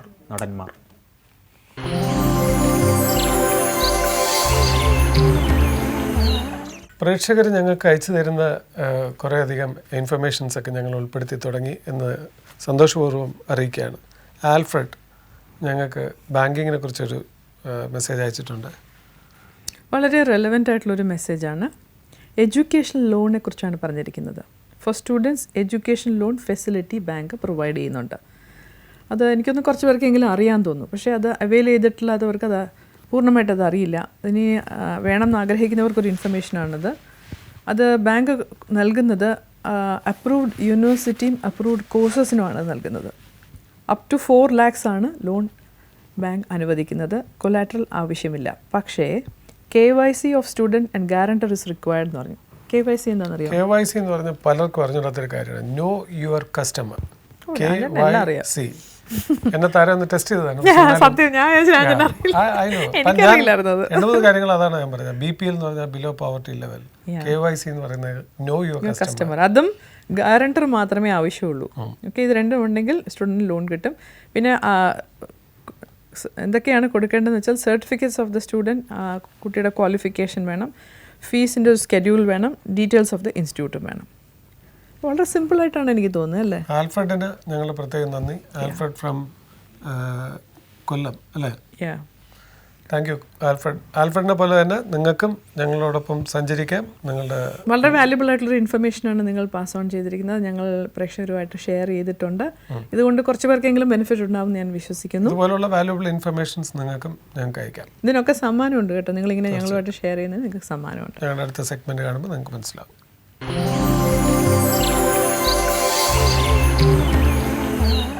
രാജീവ്, സിനിമയും നാടകവും തമ്മിൽ എങ്ങനെയാണ് കാണുന്നത്? ജീവിതം പഠിപ്പിച്ചത് നാടകമാണ്. കാര്യം എന്ന് പറയുമോ, അവിടെയാണ് ഒരു ഇല്ലായ്മയുടെ ഒരു മുഖം. ഒരു പക്ഷേ കൊല്ലം വരെ ചെന്ന് കഴിയുമ്പോൾ 100 രൂപ കിട്ടില്ലായിരുന്നു. ഞാൻ 94 തൊട്ട് ഏകദേശം 2000 വരെ നാടകത്തിൽ മാത്രം പാട്ടെഴുതി നടന്നു. ആ സമയത്ത് ജോലിയൊക്കെ ഉണ്ടായിരുന്നു. അപ്പോൾ ഇതിനൊന്നും വേതനം കിട്ടില്ലല്ലോ. അവരെ കഷ്ടപ്പെടുമ്പോൾ നിങ്ങൾക്ക് എവിടെ നിന്ന് കാശ് തരാണ്? അതെ, ഒരു പക്ഷേ 100 രൂപയായിരുന്നു എനിക്ക് ഒരു നാടകത്തിൽ പാട്ടെഴുതിയാൽ കിട്ടുന്നത്. അതിൽ 35 രൂപ ചേർത്തല കൊല്ലം വണ്ടിക്കൂലി. പോയിട്ട് ഇങ്ങോട്ട് 70 പോയിട്ട് ബാക്കി 30 രൂപയൊക്കെയാണ് ബാക്കി വരുന്നത്. ഭാര്യയ്ക്ക് ഏതാ ഇഷ്ടം? സിനിമയിൽ എഴുതുന്നതാണ്? തീർച്ചയായിട്ടും ഭാര്യ എപ്പോഴും സിനിമാ ഗാനരചയിതാവിനെയല്ലേ പ്രണയിക്കും. നമ്മൾ ഇടയ്ക്ക് ഒരു സൗഹൃദ സംഭാഷണത്തിൽ താങ്കൾ പറയുണ്ടായി താങ്കളുടെ കല്യാണ ജീവിതവും താങ്കൾ ഒരു നമ്മൾ എപ്പോഴും സമൂഹം എപ്പോഴും അങ്ങനെയാണല്ലോ. ഇപ്പോൾ താമര വിരിഞ്ഞത് എവിടെയാണെന്ന് ചോദിച്ചു കഴിഞ്ഞാൽ സമൂഹം പറയും അത് ജലത്തിലാണ്. ഇല്ല, ജലത്തിലെന്നല്ലേ പറയൂ, ജലമല്ലേ അവർ കണ്ടിട്ടുള്ളൂ. താഴെ ഒരു ചെളിയുണ്ട്, അത് ശ്രദ്ധിക്കില്ലായിരുന്നു. അപ്പോൾ ചെളിയിൽ ഈ താമര കണ്ടാണോ കല്യാണം കഴിച്ചത്? തീർച്ചയായിട്ടും സമൂഹം എപ്പോഴും അങ്ങനെയാണല്ലോ. സമൂഹത്തിന് എപ്പോഴും ഒരു സിനിമാ പാട്ടെഴുത്തുകാരൻ്റെ അസുഖം. അപ്പോൾ ആ ഒരു ബാനർ വന്ന ശേഷമാണോ രാജു വിവാഹിതനായത്? തീർച്ചയായിട്ടും. ഒരു സിനിമയിൽ ആദ്യത്തെ സിനിമയിൽ പാട്ടെഴുതിയപ്പോഴേ 10000 രൂപ എനിക്ക് കിട്ടി. 100 രൂപയിൽ നിന്നും 10000 കിട്ടിയെന്ന് പറഞ്ഞാൽ അപ്പോൾ അയാളുടെ ഗ്രാഫ്. ഹരിഹരൻ പിള്ള ഹാപ്പിയാണ്. രാജീവ് ആലിങ്കൽ ഹാപ്പിയാണോ? തീർച്ചയായിട്ടും ഹാപ്പിയാണ്. കാര്യം ഹരിഹരൻ പിള്ള ഹാപ്പിയാണ്. ഇറങ്ങിയിട്ട് ഇത് 1.5 പതിറ്റാണ്ടായി. 1.5 പതിറ്റാണ്ടുകൾക്കിപ്പുറം ഞാനൊരു ഗാനരചയിതാവായി മലയാള സിനിമയിലുണ്ട്. 100 സിനിമകൾ തികച്ച 14-15 പേരെ വയലാർ തൊട്ട് കൂട്ടിയാലുള്ളൂ. എനിക്കൊരു 100 സിനിമയ്ക്ക് ഇപ്പുറം എഴുതാൻ കഴിഞ്ഞു. മഹത്തായ കാര്യമാണെന്നല്ല, 6-7 കോടി മുടക്കിയപ്പോൾ എന്നെ കൂടി ഓർത്തുകൊണ്ട് കൈപിടിക്കാൻ ഞാൻ ആരാധിച്ചിരുന്നവരുണ്ടായി. ചെറിയ കാര്യമല്ല. തീർച്ചയായിട്ടും ഞാൻ ഉത്സവപ്പറമ്പുകളിൽ ഇങ്ങനെ ആർത്തിയോടെ കാണാൻ കൊതിച്ച മുഖങ്ങൾ എൻ്റെ സഹപ്രവർത്തകരാകുന്നു എന്നുള്ളതും എന്നെ സംബന്ധിച്ചിടത്തോളം വലിയ കാര്യമാണ്. പിന്നെ റിയോസിനും MG ശ്രീകുമാറും ഒക്കെ എന്നെ ഒത്തിരി സിനിമകളിൽ കൂടെ കൂട്ടി. വെട്ടം, അറബിയും ഒട്ടവും, ആമയും മുയിലും. അപ്പോൾ ഇന്ത്യയിലെ ഏറ്റവും വലിയ സംവിധായകൻ 3 സിനിമകൾ എടുക്കുന്നു. അതിൽ ആദ്യത്തെ സിനിമ കഴിഞ്ഞ് 8 വർഷങ്ങൾക്ക് ശേഷം തിരിച്ചു വന്നെടുക്കുമ്പോഴും എന്നെ ഓർക്കുന്നു. യേശുദാസിനെ കാണാൻ വേണ്ടി 10-24 കിലോമീറ്റർ സൈക്കിൾ ചവിട്ടി എന്നിട്ടും കാണാതെ തിരിച്ചു പോകുന്ന ഒരു ബാല്യം. അത് പിന്നീട് യേശുദാസ് എൻ്റെ എളിയ വരികൾക്ക് ശബ്ദം നൽകാൻ വേണ്ടി അതേ ശബ്ദ സൗകുമാര്യത്തോടെ കാലം കരുതി വയ്ക്കുന്നു. അന്നത്തെ ആ കവിത അന്വർത്ഥമാകുന്നത് ശകുന്തളയെക്കുറിച്ച് ആരാധ്യനായ വയലാർ പറഞ്ഞതിന് ശേഷം പ്രിയതമേ ശകുന്തളയെന്ന് എനിക്ക് എഴുതാൻ കഴിഞ്ഞപ്പോൾ 40 വർഷങ്ങൾക്ക് ശേഷവും ഗാനഗന്ധർവൻ അതേ ശബ്ദ സൗകുമാര്യത്തോടെ പാടാനുണ്ടായി. അങ്ങനെ നമ്മളിപ്പോൾ ഇതൊക്കെ ഒരു സ്വപ്നതുല്യമായ കാര്യമാണ്. സിനിമ ഒരു ചെറിയ കാര്യമാണെന്ന് ഞാൻ വിശ്വസിക്കുന്നില്ല. കാര്യം നാടകത്തിൻ്റെ തിക്താനുഭവങ്ങളും അതിൻ്റെ അനുഭവ സമ്പത്തും ഒക്കെ നമ്മൾ വിവരിക്കുമ്പോഴും എത്ര തലമുറ കഴിഞ്ഞും ഈ പാട്ട് കേൾക്കാവുന്ന സാധ്യതയാണ് സിനിമ നമുക്ക് നൽകുന്നത്. മറ്റൊരു മാധ്യമത്തിനും ഈ സാധ്യതയില്ല. എൻ പിള്ള ആരാണെന്ന് ചോദിച്ചാൽ നാടോടിയിലെയും ഗോഡ് ഫാദറിലെയും 2 CD-കളാണ് എനിക്ക് എൻ്റെ മകന് കൊടുക്കാൻ പറ്റുന്നത്. എൻ പിള്ള അതല്ല. പക്ഷേ 26 രൂപ 40-45 രൂപയുടെ 2 CD-കളിൽ എൻ പിള്ളയെ നമുക്ക് അവതരിപ്പിക്കാം. പക്ഷേ കലാമണ്ഡലം കൃഷ്ണൻ നായർ ആരാണെന്ന് ചോദിച്ചാൽ ഇന്ത്യയിലെ ഏറ്റവും വലിയ നടനാണെന്ന് വെറുതെ ഒരു വാക്കിൽ ഒതുക്കാൻ മാത്രമേ നമുക്കാവുന്നുള്ളൂ. അതെ അതെ, ഒരു വലിയ കഷ്ടം തന്നെയാണല്ലേ അത്. അപ്പോൾ സിനിമയുടെ സാധ്യതയാണത്. വയലാർ എന്ന് പറയുന്ന അനുഗ്രഹീത പ്രതിഭ ചേട്ടത്തി എന്ന് പറയുന്ന സിനിമയിൽ അഭിനയിച്ചിട്ടുണ്ട്, പാടി 1965. അതേത് പാട്ടായിരുന്നത്? പാട്ട് ഓർക്കില്ല. അദ്ദേഹത്തിന്റെ വിഷ്വൽസ് വരുന്ന ഒരു സിനിമ ആയിരുന്നത്. അപ്പോൾ പേരക്കിടാങ്ങൾ അദ്ദേഹത്തെ കാണുന്നത് ആ സിനിമയിലൂടെയാണ്. നമ്മളെ രാജീവിനെ കാണാൻ സാധ്യതയുണ്ട് ഇതുപോലെ. രാജീവ് ശരിക്കും പ്രേമിക്കുന്ന ഏത് അക്ഷരങ്ങളോടാണ്? ഇപ്പൊ ഒരുപാട് മലയാളത്തിൽ ഒരുപാട് അക്ഷരങ്ങളുണ്ട്. ഒരു കവി വാക്കുകൾ അല്ലെങ്കിൽ ഏത് അക്ഷരത്തിൽ തുടങ്ങണം ഒരു പാട്ട്? ഇപ്പൊ പ്രിയതമേ. എനിക്ക് മഴയോടൊക്കെ പ്രത്യേകിച്ച് ഈ മഴ, ഈ ടി പി ശാസ്ത്രങ്ങളിൽ എപ്പോഴും പറയും ഈ മഴ മാത്രമേ കിട്ടിയുള്ളൂ എന്ന് ഗിരീഷ് പുത്തഞ്ചേരിയോടൊക്കെ എപ്പോഴും വഴക്കിടുന്നത് കണ്ടിട്ടുണ്ട്. പാലൂരിൻ്റെ ഒരു കവിതയാണ് അതിൻ്റെ മറുപടി. പഴയതാണ് ആകാശം, പഴയതാണ് ഭൂമി, പഴയതാണ് വായു, പഴയതാണ് ജലം, പുതിയതായി ഒന്നുമില്ല. പുതുമ എന്നാൽ മാറ്റിപ്പറയല. അതെ, പുതുമ എന്ന് പറയുന്നത് മാറ്റിപ്പറയലാണ്. അല്ലാതെ വയലാറിൽ മഴയെക്കുറിച്ച് പറഞ്ഞു ഇനി മഴ അല്ലെ വേറെ മഴയുണ്ടോ? ഒരു മഴയല്ലേ ഉള്ളൂ. ശ്രീകുമാരൻ തമ്പി ആകാശത്തെ കുറിഞ്ഞു, നമുക്ക് വേറൊരു അമേരിക്കൻ ആകാശമുണ്ട്. അപ്പം മാറ്റിപ്പറയലാണ്. ഇവർ പറഞ്ഞത് അതിനപ്പുറത്ത് എന്ത് പറയാൻ കഴിയും? അത് പറയാൻ സിനിമ എന്ന മാധ്യമത്തിലൂടെ എനിക്ക് അല്ലേ, അത് സാധ്യതയാണ്. ആ പ്രാർത്ഥന മാത്രമേ എക്കാലവും ഓർക്കുന്ന രീതിയിൽ നിങ്ങൾക്കത് ചെയ്യാൻ സാധിച്ചു എന്നുള്ളതാണ് അല്ലേ. ഗോൾഡൻ ലെറ്റേഴ്സിൽ എഴുതി വെക്കാൻ സാധിച്ചു, അതൊരു വലിയ പുണ്യമല്ലേ. രാജീവിനെ വളരെ സീരിയസ് ആയിട്ട് കാണുന്നതിനേക്കാൾ എനിക്കൊരിച്ചിരി റൊമാൻറ്റിക് ആയിട്ട് നിങ്ങളുടെ ഒരു കവിത കേൾക്കാൻ ഒരു ആഗ്രഹമുണ്ട്. ആദ്യമായി പ്രണയം തോന്നി എഴുതിയ കവിത വല്ലതും ഉണ്ടോ? അതൊന്നും പറയില്ല എന്നാണോ? പ്രണയത്തെക്കുറിച്ച് എനിക്ക് നിർവചനമുണ്ട്. ലോകം ഒരാളിലേക്ക് ചുരുങ്ങുകയും അയാൾ ഈശ്വരനേക്കാൾ വലുതാകുകയും ചെയ്യുന്ന ഇന്ദ്രജാലം. സത്യം. ഓയ് കടമെടുക്കാം. അടുത്ത കേട്ടോ, ഒരു മഞ്ഞുതുള്ളിയിൽ നീലാകാശവും ഒരു കുഞ്ഞു പൂവിൽ വസന്തവും കാണുന്ന ഇന്ദ്രജാലം.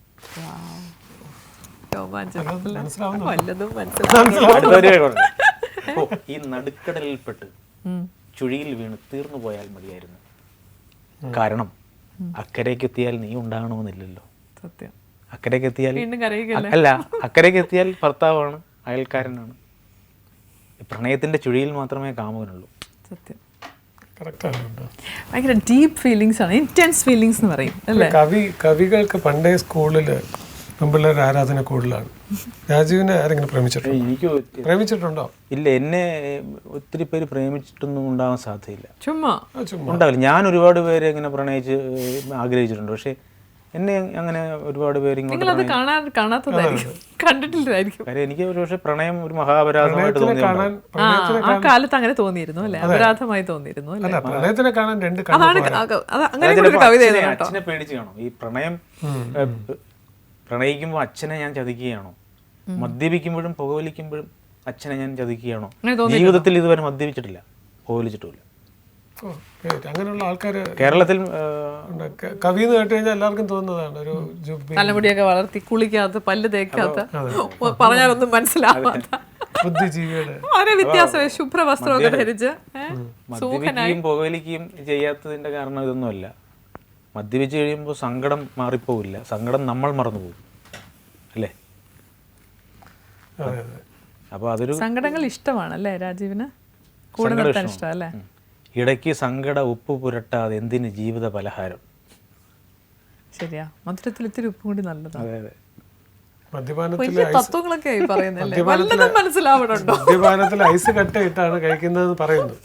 ഒരാൾ പറഞ്ഞു എൻ്റെ കണ്ണീര് ഉറഞ്ഞതാണ് ഐസ് കെട്ടാന്ന്. ഈ മദ്യം കഴിക്കുന്നവർക്ക് ഓരോ വേറെ കാര്യമുണ്ട്, വികാരങ്ങളാണല്ലോ. മഹാപ്രതിഭകൾ മദ്യപിച്ച ശേഷം പാട്ടെഴുതി കാണും. അന്ത കണ്ണദാസനെ പോലെ തണ്ണിയടിച്ചാൽ കവിതയിൽ വരുമോ കഴുതയ്ക്ക്. ശരിയാ. വയലാറോ അല്ലെങ്കിൽ അങ്ങനെ വലിയ ആൾക്കാർ മുൻധാരണകളുണ്ടെന്നോർത്ത് ഞാനെങ്ങാനും ഇത് ചെയ്താൽ ഞാൻ വല്ല തെങ്ങും ചോട്ടി കിടക്കും. അല്ലാതെ നല്ല പാട്ട് അത് കാരണം ഉണ്ടാവണമെന്നില്ലല്ലോ. ഒരു ഗോൾഡൻ ഇറ ആയിരുന്നല്ലോ ഇവിടെ വയലാർ, അവിടെ കണ്ണദാസൻ അല്ലേ, അങ്ങനെയൊക്കെ ഒരു കവി നമ്മുടെ ഇന്ത്യൻ സിനിമയ്ക്ക് അതൊക്കെ വൈൻഡപ്പ് ചെയ്യുമ്പോഴല്ലേ പറയേണ്ടത്. അത് പി പി രാമേന്ദ്രന്റെ കവിതയ. ഇവിടെ ഞാനുണ്ടെന്നറിയിക്കുവാൻ മധുരമായൊരു കൂവൽ മാത്രം മതി. ഇവിടെ ഇനിയും ഞാനുണ്ടെന്നറിയിക്കുവാൻ ഒരു തൂവൽ മാത്രം പൊഴിച്ചിട്ടാൽ മതി. ഇനിയും ഞാനുണ്ടെന്നറിയിക്കുവാൻ അടയിരുന്ന ഈ ചൂട് മാത്രം മതി. ഇതിലും ലളിതമായ എങ്ങനെ കിളികൾ ആവിഷ്കരിക്കുന്നു ജീവനെ. മഹത്തായ കാര്യമൊന്നും ചെയ്യേണ്ട, രാജീവാലങ്കലാകുക എന്നുള്ളതാണ് ആദ്യത്തെ ശ്രമം. അത്ര കറക്റ്റ്. ഞാനാകുന്നൊരു നിമിഷത്തിൽ ഞാനിവിടെ മധുരമായി കൂവിക്കഴിഞ്ഞിരിക്കുന്നു. അങ്ങനെ കൂവിയാൽ എന്നെ അടയിരുന്നൊരു ചൂടുണ്ടാക്കിയാൽ പിന്നീട് നിങ്ങൾ എന്നെ ഓർക്കും. അതിന് പ്രതിമയൊന്നും ആവശ്യമില്ല. ഒരു പ്രതിമയുണ്ടെങ്കിൽ പിന്നെ കാക്ക തൂറി കഴിഞ്ഞാൽ പിന്നെ തൂത്ത് കൊടുക്കാൻ ഒരാളെ കൂലിക്ക് വെക്കണം. തലവേദനയായിട്ട് മാറും. പിന്നെ അതൊരു തലവേദനയായിട്ട് മാറും. പിന്നെ ലൈറ്റ് ഇടണം രാത്രി, അല്ലെങ്കിൽ ചിലപ്പോൾ പ്രതിമയും കൊണ്ട് ആൾക്കാർ പോകും. പിന്നെ അതിനെ സൂക്ഷിക്കണം. വയലാറിൻ്റെ പ്രതിമ ആയിരങ്ങളുടെ ഹൃദയത്തിലുണ്ട്, ആർക്കും കൊണ്ടുപോകാനൊക്കില്ല. അതൊരു വലിയൊരു അങ്ങനെ ആയിരങ്ങളുടെ ഹൃദയത്തിലൊന്ന് അടയാളപ്പെടുത്തുക എന്നുള്ളതാണ് ഓരോ പ്രതിഭയുടെ, അല്ലേ? തീർച്ചയായിട്ടും.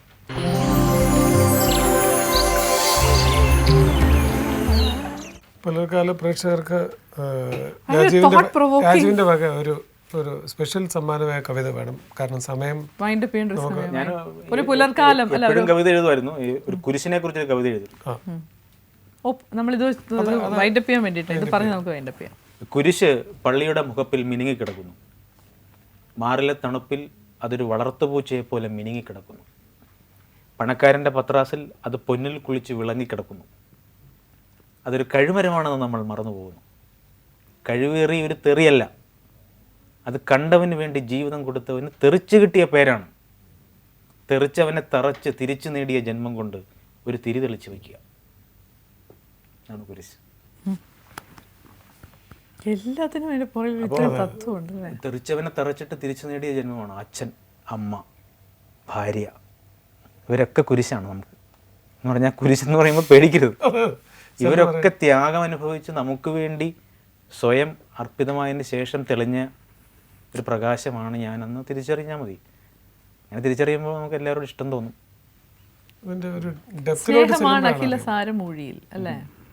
ഡെപ്താണ് നമുക്ക് ഫീൽ ചെയ്യുന്നത്. ഒരു കവിയായിട്ട് സംസാരിക്കുമ്പോൾ അസൂയ തോന്നുന്നു. എനിക്ക് പറയാൻ ഒരു പാട്ടുകാരനുമായിട്ട് സംസാരിക്കുമ്പോൾ പാട്ട് മനസ്സിലാക്കുന്നു. ഒരു സംഗീത സംവിധാനമായിട്ട് സംസാരിക്കുമ്പോൾ നൊട്ടേഷൻസും സ്കെയിൽസും മനസ്സിലാക്കുന്നു. പക്ഷെ ഒരു കവിയുമായിട്ട് സംസാരിക്കുമ്പോൾ അതിന്റെ ആഴത്തിലുള്ള ഒരുപാട് അർത്ഥങ്ങളും കഥകളും ഹൃദയത്തിന്റെ ഭാഷ മനസ്സിലാവും. ഏറ്റവും പ്രധാനപ്പെട്ട ഈ പുലർകാലത്ത് നമുക്ക് പങ്കുവയ്ക്കാവുന്ന ഏറ്റവും വലിയ ഒരു ധാരണ എന്ന് പറയുന്നത്, നമ്മൾ കാറ് മേടിച്ചത് മാരുതി ഓഫീസിൽ ചെന്ന് നോക്കിയിട്ടാണ്. പെണ്ണ് കണ്ടത് വീട്ടിൽ ചെന്നും അവരുടെ മൂക്കും കണ്ണും കൊള്ളാമെന്ന് നോക്കിയിട്ടാണ്. നമ്മൾ തിരഞ്ഞെടുക്കാത്ത രണ്ടുപേരുടെ പേരാണ് അച്ഛനും അമ്മയും. നമ്മൾ തിരഞ്ഞെടുക്കാത്ത രണ്ടുപേരുടെ മക്കളായി പോയതുകൊണ്ടാണ് നമ്മൾ നായരും നമ്പൂരിയും ഈഴവനും ക്രിസ്ത്യാനിയും മുസ്ലിമുമായത്. ഇലകൾ കൂട്ടിമുട്ടുമെന്നോർത്ത് അകറ്റി നട്ട മരങ്ങളാണ് നമ്മൾ. പക്ഷേ വേരുകൾ തമ്മിൽ കെട്ടിപ്പിടിക്കുന്നത് ആർക്കും തടയാനാവില്ല. താര കല്യാൺ എന്ന് പറയുന്ന എവിടെയോ ജീവിച്ചൊരാൾ എൻ്റെ പ്രിയപ്പെട്ട സഹോദരിയാവുന്നത് ഒരു രക്തബന്ധമില്ലാതെയാണ്. വേരുകൾ തമ്മിൽ കെട്ടിപ്പിടിക്കുന്നത് ആർക്കും തടയാനാവില്ല. മനസ്സിലായില്ലേ? താഴെ വേരുകൾ കെട്ടിപ്പിടിച്ച ഒരു യാത്രയുണ്ട്, ഏതോ ഒരു ജലബിന്ദുവിലേക്കാണ്. ആ ജലബിന്ദുവിൻ്റെ പേരാണ് ദൈവം. അത് ഒരിടത്ത് ചെല്ലുമ്പോൾ അയ്യോ ഇത് SNDP നമ്പർ 136-ൻ്റെയാണ്, ഇത് കുടിക്കേണ്ടെന്ന് അവർ തമ്മിൽ തർക്കിക്കാറില്ല. നമ്മളാണ് പുറത്ത് തർക്കിക്കാറ്. നമുക്ക് NSSും അല്ലേ, പല പല വിഭാഗങ്ങളുണ്ട്, പല രാജ്യങ്ങളുണ്ട്, സംസ്ഥാനങ്ങളുണ്ട്. കാവേരി ജലം അല്ലേ, അടിയും ബഹളമാണ്. വേരുകൾക്ക് വല്ലതുണ്ടോ? തമിഴ്നാട്ടിൽ നിന്ന് വേര് ഇവിടെ വന്ന് വെള്ളം കുടിക്കുന്നുണ്ട്. അപ്പോൾ അതുപോലെയുള്ള ഒരു സ്നേഹാർദ്രത അനുഭവിക്കാൻ 2 പഴയ എപ്പിസോഡുകളാണ് താങ്കൾ ഞങ്ങളെ ഓർമ്മിപ്പിച്ചത്. കാവേരി, മുല്ലപ്പെരിയാർ, ആ എപ്പിസോഡുകളൊക്കെ കഴിഞ്ഞിട്ടാണ് നമ്മളിരിക്കുന്നത്. എങ്കിലും ആ ഓർമ്മകൾ ഈ പറയുന്ന പോലെയാണ്. വേരുകളാണ് മനുഷ്യനെ യോജിപ്പിക്കേണ്ടത്. മണ്ണ് മാന്തി നോക്കൂ, നിന്റെ ആഴത്തിലുള്ള ബന്ധം അറിയാം. ഞാനും കവിയായിപ്പോയി. അല്ല, മണ്ണ് മാന്തി നോക്കൂ മനുഷ്യ, വേരുകളുടെ ബന്ധം അറിയാൻ. ട്രേറ്റ്സ് നമ്മൾ ചുരുക്കി പറഞ്ഞാൽ നമുക്കൊന്ന് അടുത്തിരിക്കാം. അടുത്തിരിക്കുക മനസ്സിലുള്ളൊരീ കടുപ്പമല്ലെങ്കിൽ കുറഞ്ഞു പോയിടാം. അടക്കി വയ്ക്കാതെ ഒടുക്കമാവോളം അകം പൊരുൾ തമ്മിൽ പകർന്നിരുന്നിടാം. അനുഭവിക്കുമീ നിമിഷമല്ലാതെ നമുക്കു സ്വന്തമല്ലറിഞ്ഞുകൊള്ളുക. അനുഭവിക്കുമീ നിമിഷമല്ലാതെ നമുക്ക് സ്വന്തമല്ലറിഞ്ഞുകൊള്ളുക. ഓരോ പ്രഭാതവും നമ്മളെ ഓർമ്മപ്പെടുത്തുന്നത് വെയിൽ മങ്ങുന്നതിന് മുൻപ് വല്ലതും കണ്ടുകൊള്ളുന്ന പുലരികൾ, നിഴൽ നീളുന്നതിന് മുൻപ് സ്നേഹത്തിന് ഇലയിലക്കങ്ങൾ കേൾക്കുന്ന സന്ധ്യകൾ, തെന്നൽ തെന്നി തളർന്നു വീഴും മുമ്പ് മൂളി നോക്കണമെന്ന് ഈ മുളകളും, വഴിയിൽ നിൽക്കുന്ന എന്നെയും നിന്നെയും വെറുതെ ഓർമ്മിച്ചു പോകുന്നു പിന്നെയും. മനസ്സ് നൽകാതെ ഇന്നും സമാന്തരം മൗനവും കൂടി ചലയുന്നു നാം വൃഥ. നമ്മളിപ്പോഴും ഒരു മുറിക്കകത്ത് മനസ്സ് പരസ്പരം നൽകാതെ ജീവിക്കുന്ന നാടകക്കാരാണ് പലരും. അതിനിടയ്ക്ക് വെയിൽ മങ്ങുന്നതിന് മുൻപ് വല്ലതും കണ്ടുകൊള്ളുക രാജീവിന് ഇഷ്ടമേ അല്ല. ഇനിയും ഒരുപാട് കേൾക്കാൻ ആഗ്രഹമുണ്ട്, പക്ഷെ സമയം ഓടിപ്പോയി അല്ലേ? എല്ലാ ഇതിലും നമ്മളങ്ങനെ പറയാതിരിക്കാൻ ശ്രമിക്കും. മറ്റെല്ലാ ചാനലുകളും മറ്റെല്ലാ പ്രോഗ്രാമിനും സമയം കാരണം ഞങ്ങൾ നിർത്തുന്നു എന്ന് പറയുന്നു. പക്ഷെ ഇത് സമയം കാരണം നിർത്തുന്നതല്ല, നിർത്തപ്പെടാനുള്ള വിധി ഞങ്ങൾക്കുണ്ട്. പക്ഷേ സമയമായി. പക്ഷെ എന്നാലും അതിൽ രാജീവുമായിട്ട് ഇനിയും ഒരുപാട് എപ്പിസോഡുകൾ ഞങ്ങൾ സഞ്ചരിക്കും. രാജീവ് ഇനി ഒരുപാട് ഇതുപോലെ കവിതകൾ എഴുതുക, ഒരുപാട് ഞങ്ങളുടെ എപ്പിസോഡുകളല്ല ഇതൊക്കെ ഞങ്ങളുടെ ഏടുകളാണ്. ഇത് എപ്പോൾ എടുത്ത് ഏത് ചെറുപ്പക്കാരന് വേണമെങ്കിലും വർഷങ്ങൾക്ക് ശേഷം അത് പരിശോധിക്കാം. നമുക്ക് തന്നെ വീണ്ടും ഒരു പുനഃപരിശോധനയ്ക്ക് നല്ലതാണിത്. കരയിച്ച താങ്കളുടെ കവിതകൾക്ക് ചിരിപ്പിക്കാനും സാധിക്കുമെന്ന് താങ്കൾ തന്നെ തെളിയിച്ചു. സത്യം കരയിപ്പിച്ചു, ചിരിപ്പിച്ചു, ചിന്തിപ്പിച്ചു. സിനിമാ പാട്ടുകളിലൊന്നും എനിക്കത് അത്തരം കൂടുതൽ എനിക്ക് ഒന്ന് എൻ്റെ ഹൃദയം പങ്കുവയ്ക്കാനുള്ള വലിയ ഭാഗ്യങ്ങളൊന്നും നാടകത്തെ പോലെ ഉണ്ടായിട്ടില്ല. പിന്നെ എൻ്റെ അടുത്ത സ്വപ്നം അതാണ്. എന്നെ തിരിച്ചറിയുന്ന സംവിധായകരോടൊപ്പം എൻ്റെ വാക്കുകൾ പോലെ തന്നെ ആർദ്രമായ പാട്ടുകൾ വരട്ടെ, എനിക്ക് സമ്മാനിക്കാനുള്ള ഭാഗ്യം ഉണ്ടാവണം എന്ന പ്രാർത്ഥന. തീർച്ചയായിട്ടും ഒരു ദിവസം വന്ന് എത്തിയിരിക്കുകയാണെന്ന് തന്നെ കൂട്ടാം. അതെ, താങ്ക് യു സോ മച്ച്. നിങ്ങളുടെ വാല്യുബിൾ ടൈം ഞങ്ങളുടെ പുലർകാലത്ത് ഞങ്ങളോടൊപ്പം ചെലവാക്കി. നമസ്കാരം.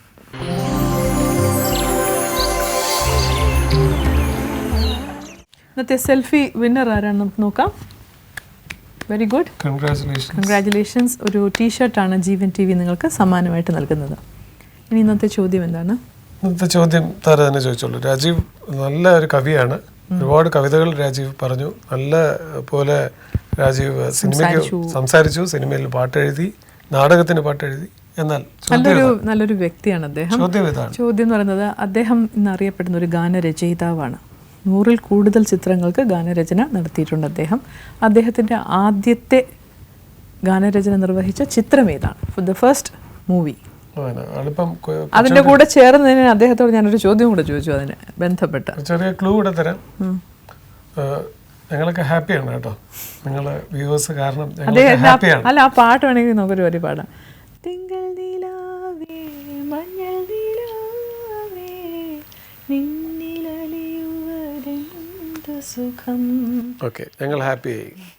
അപ്പോൾ ആ പടത്തിൻ്റെ പേര് നിങ്ങൾക്കിപ്പോൾ ഓൾറെഡി കുറേ പേര് ഇപ്പം TV കാണുന്നവർക്കൊക്കെ മനസ്സിലായിട്ടുണ്ട്. അപ്പോൾ അത് ഏത് ചിത്രമാണെന്നുള്ളത് ഞങ്ങൾ എഴുതി അറിയിക്കാം. ഒന്നും കൂടെ പറയുകയാണ്, നിങ്ങളുടെ വിലയേറിയ നിർദ്ദേശങ്ങൾ, അഭിപ്രായങ്ങൾ, അതുപോലെ തന്നെ ഞങ്ങൾക്കുള്ള ഗ്രീറ്റിംഗ്സ്, അതുപോലെ ഇൻഫർമേഷൻ ടു ദ പബ്ലിക്. ഈ ഞങ്ങളുടെ സെഗ്മെൻറ്റിൽ പുലർക്കാലം നിങ്ങളുടെ കൂടി ഒരു പ്രോഗ്രാമാണ്. പുലർക്കാലം സ്വീകരണ മുറിയിലല്ല, ഞങ്ങൾ നിങ്ങളുടെ ഒരു ഭാഗമാകുകയാണ്, നിങ്ങളുടെ ഒരു റിലേറ്റീവ്. ഞങ്ങളുടെ ചീഫ് പ്രൊഡ്യൂസറും പറയുന്നതാണ്, we are most related to the relatives of Jeevan TV. So അപ്പം നിങ്ങൾ ഒരിക്കലും അന്യരല്ല. നമ്മുടെ ജീവൻ TVക്ക് വേണ്ടി, നമ്മുടെ പുലർക്കാലത്തിന് വേണ്ടി നിങ്ങൾ അയക്കുന്ന എല്ലാ നിർദ്ദേശങ്ങളും അഭിപ്രായങ്ങളും എല്ലാത്തിനും ഞങ്ങളൊരു 30th എപ്പിസോഡിൽ we are having a lucky draw. ആ ലക്കി ഡ്രോയിൽ തിരഞ്ഞെടുക്കപ്പെടുന്ന ഒരാൾക്ക് we are giving 2 nights and 3 days from Soma group of ayurvedic resorts. കേരളത്തിൻ്റെ തീരദേശ പ്രദേശങ്ങളിലെല്ലാം ഈ റിസോർട്ട്സ് ഉണ്ട്. അതിൻ്റെ ഒരു ayurvedic breeze is wonderful. So ഞങ്ങളുടെ എല്ലാ എപ്പിസോഡിലും ഞങ്ങൾ പറയുന്ന പോലെ ഈ എപ്പിസോഡിലും ഞങ്ങൾ ആദ്യം മുതൽ ഇതുവരെ സഞ്ചരിച്ച എല്ലാ പ്രേക്ഷകർക്കും ഞങ്ങളുടെ നന്ദി. നാളെ രാവിലെ 7:30 മണിക്ക് വീണ്ടും ഞങ്ങളോടൊപ്പം ഈ പുത്തൻ തോണിയിൽ സഞ്ചരിക്കാൻ നിങ്ങളുണ്ടാകും എന്ന പ്രതീക്ഷയോടുകൂടി നന്ദി, നമസ്കാരം.